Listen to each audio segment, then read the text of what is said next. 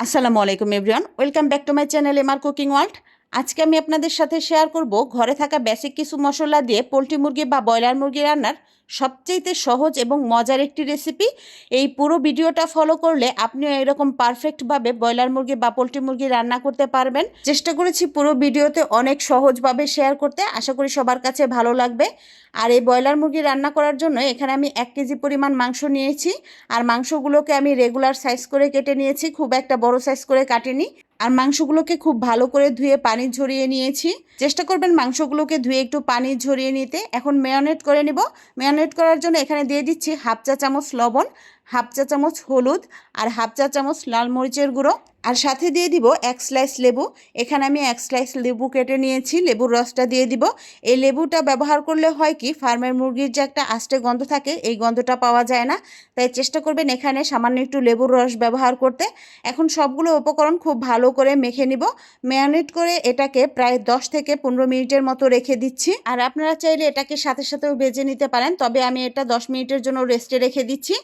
আর এখানে একটা পাত্রে নিয়ে নিচ্ছি 1 চা চামচ হলুদের গুঁড়ো, 1 চা চামচ মরিচের গুঁড়ো আর হাফ চা চামচ জিরে গুঁড়ো, 1 চা চামচ লবণ আর 2 টেবিল চামচ সয়াবিন তেল দিয়ে দিচ্ছি। আর সাথে নিয়ে নিচ্ছি সামান্য একটু পানি।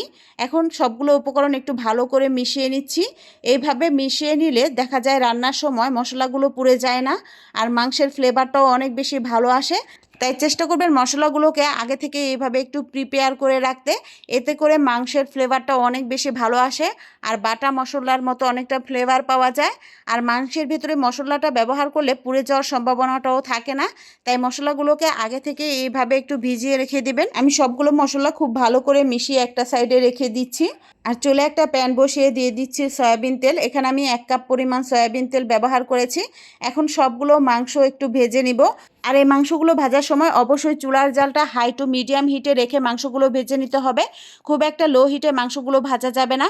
অনেক বেশি লো হিটে মাংসগুলো ভাজলে সেক্ষেত্রে মাংসগুলো শক্ত হয়ে যাবে, রান্না করার সময় মশলাগুলো প্রবেশ করতে চাইবে না। তাই অবশ্যই হাই হিটে রেখে মাংসগুলো ভেজে নিতে হবে। 4 মিনিটের মতো উল্টে পাল্টে ভেজে নিলেই দেখবেন মাংসের সুন্দর একটা কালার চলে আসবে। আর কালারটা আমি দেখিয়ে দিচ্ছি। ঠিক এরকম একটা কালার চলে আসলে মাংসগুলো তুলে নেবেন। সবগুলো মাংস আমি একই প্রসেসে ভেজে নিয়েছি। মাংস ভাজার তেলই আমি অন্য একটা পাত্রে নিয়ে নিয়েছি। আর তেলটা হালকা একটু গরম হয়ে আসলে দিয়ে দিয়েছি 2 কাপ মতো পেঁয়াজ। পেঁয়াজটা হালকা একটু নরম করে নিব। পেঁয়াজটা হালকা একটু নরম হয়ে আসলে এখানে গরম মশলাগুলো দিয়ে দিচ্ছি। নিয়ে নিয়েছি 2টা তেজপাতা, 4টা লং, 5টা এলাচ, 7 থেকে 8টা কালো গোলমরিচ, 2 টুকরো দারচিনি। এখন সবগুলো মশলা দিয়ে আবার একটু ভেজে নিব। যতক্ষণ না পেঁয়াজটা পারফেক্টলি ভাজা হবে ততক্ষণ পর্যন্ত ভেজে নিতে হবে। পেঁয়াজগুলোকে হালকা ব্রাউন কালার করে ভেজে নিতে হবে। চুলার জালটা এ পর্যায়ে মিডিয়াম টু লো হিটে রেখে ভেজে নিতে হবে, যেন পেঁয়াজটা পুড়ে না যায়। এ পর্যায়ে দিয়ে দিচ্ছি আদা বাটা 1 চা চামচ, রসুন বাটা 1 চা চামচ আর দিয়ে দিচ্ছি জিরে বাটা 1/4 চা চামচ। এখন সবগুলো মশলা আবার একটু নেড়েচেড়ে ভেজে নিচ্ছি। যতক্ষণ না মশলার কাঁচা ফ্লেভারটা চলে যায় ততক্ষণ পর্যন্ত ভাজতে হবে। 1 মিনিটের মতো ভেজে নিলেই দেখবেন মশলার ফ্লেভারটা চলে যাবে এবং সুন্দর একটা ফ্লেভার আসবে। আদা রসুনের কাঁচা ফ্লেভারটা চলে গেলে এ পর্যায়ে আগে থেকে যে আমরা শুকনো উপকরণগুলো গুলিয়ে রেখেছিলাম ওই শুকনো উপকরণগুলো দিয়ে দিচ্ছি। আর সাথে এই বাটিটা ধুয়ে আরেকটু পানি দিয়ে দিচ্ছি যাতে মশলাগুলো পুড়ে না যায়। এইভাবে আমি প্রায় আরও 2 মিনিটের মতো খুব ভালো করে কষিয়ে নিব। এতে করে মশলার ফ্লেভারটা চলে যাবে এবং সুন্দর একটা ফ্লেভার বের হবে। এভাবে 2 মিনিটের মতো মিডিয়াম টু লো হিটে রেখে মশলাগুলোকে কষিয়ে নিতে হবে। যতক্ষণ না তেলটা উপরের দিকে ভেসে উঠবে ঠিক ততক্ষণ পর্যন্ত কষিয়ে নেবেন। তেলটা ঠিক এইভাবে উপরের দিকে ভেসে উঠলে এ পর্যায়ে দিয়ে দিব ভেজে রাখা মাংসগুলো। আর এই মাংসগুলো দিয়ে আরও প্রায় 5 মিনিটের মতো খুব ভালো করে মশলার সাথে কষিয়ে নিব। আর এই পর্যায়ে একটু ঢেকে দিতে পারেন, এতে করে মশলাগুলো খুব ভালো করে মাংসের ভেতর প্রবেশ করবে। আর মাঝে মাঝে একটু ঢাকনা খুলে অবশ্যই নেড়ে দিবেন। 5 মিনিটের মতো এইভাবে মাংস এবং মশলাগুলোকে খুব ভালো করে কষিয়ে নিচ্ছি। আর এখন দিয়ে দিচ্ছি পানি। এখানে আমি 2 কাপের মতো পানি ব্যবহার করব।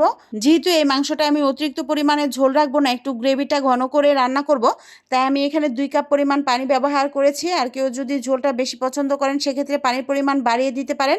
এইভাবে ঢেকে আমি প্রায় 30 মিনিটের মতো একদম লো হিটে রান্না করব। এইভাবে ঢেকে লো হিটে রান্না করলে মাংসের মশলাগুলো খুব ভালোভাবে প্রবেশ করে এবং মাংসটা অনেক বেশি সফট হয়, খেতে অনেক বেশি ভালো লাগে।